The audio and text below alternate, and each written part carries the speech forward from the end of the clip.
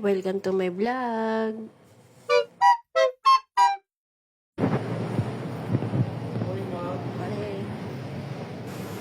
Hi! Samahan niyo ako ngayong araw. Sabado ngayon kaya maaga akong pumasok. Alas 6 para alas 3 uwian na. Pwede na maglamyarda. Dahil Sabado ngayon, konti lang tao sa opisina. Hindi ako masyadong lalakad sa overpass. Pag Sabado kasi, ikaw bahala kung anong trabaho mo. Wala naman masyadong kwentong buhay ko. Isa lang ako empleyado nag-aantay ng kinsenas katapusan. Pagkatapos tumahod, nakabayad ng bills, ititrip yung sarili kasi naniniwala ko sa salitang, deserve ko to. Tapos, antay lang uli ng sahod. Ayan, kararating ko lang. Ayos na rin ako dyan. Tapos nag-iisip na rin ako kung anong gagawin ko maghapon.